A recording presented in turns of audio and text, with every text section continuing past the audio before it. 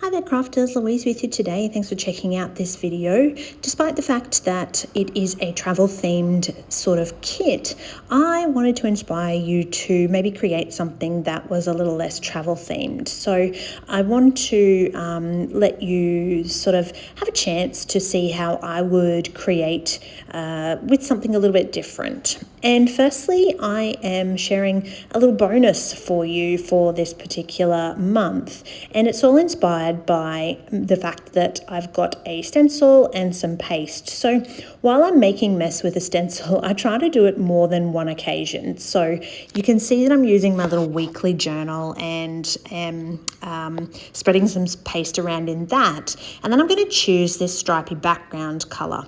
And when I'm applying my paste, I sort of think about it a little bit in the same terms as I would embellishment clusters. You kind of want to have those 3 points of interest in order to help your layout to sort of balance and flow quite well.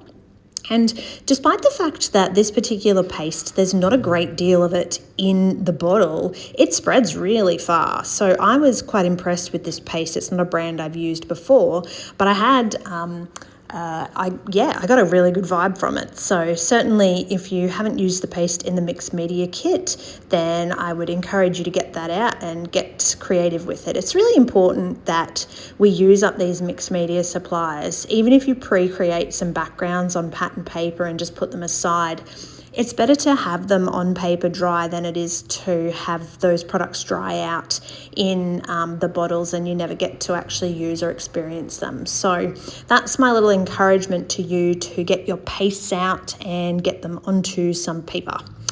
Once I've let that dry, I'm going to mount this on black because, again, I felt like my photo, which again has that little bit of orange in it, it is of course my darling husband, and he is cuddling his favourite Zara girl. They like to have cuddles on the couch together and sit and watch TV and enjoy each other's company. So because he had that sort of orange kind of shirt, I felt that it worked really well with this kit.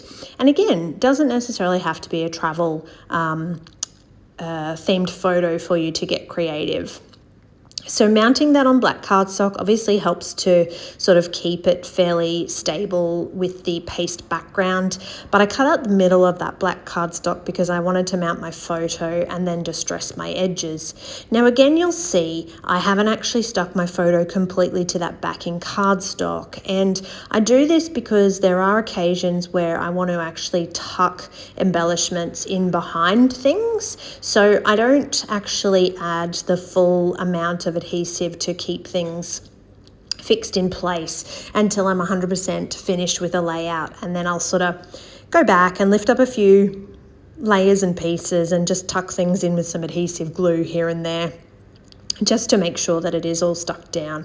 I have found living in Queensland, humid weather, some of the adhesive wears off in my albums over time, so that's why you'll see me sometimes double up on adhesive, and I'll use a bit of double-sided tape, but I'll also use tacky glue as well.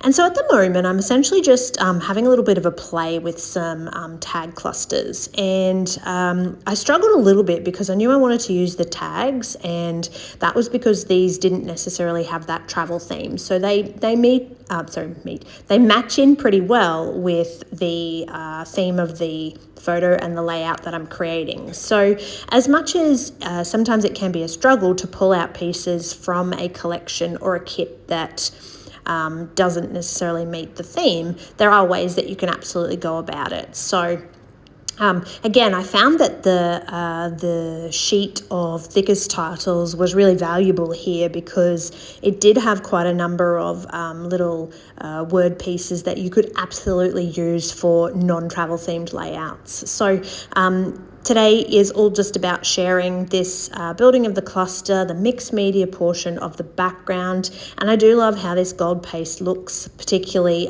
through that stencil. It really just adds some fantastic texture. So I've built my cluster, I've popped a few little florals around there as well. I'm happy with how this looks. I am going to just mount it up on a little bit of cardboard, and when I am adding additional texture behind my layers, I just cut a kit box and add a few bits and pieces depending on, sometimes I'll want to use double-sided adhesive. Sometimes I'll just go with a bit of cardboard and use glue, like in this case. Now that I'm happy with that, I'm going to start to stick things down. And in terms of my visual area of 3, you can see I'm going to start working on this upper right-hand corner. So I really like how my cluster looks. I think it's great with the photo.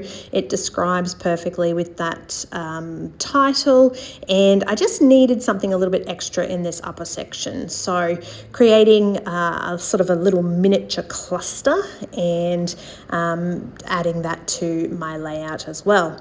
I did almost forget about some of the sticker elements, so I wanted to pull a few of those as well in building those clusters, but mainly this is just about a few little florals tucked into those embellishments, the stencil and mixed media background, and inspiring you to get creative with something that's not necessarily a travel themed project.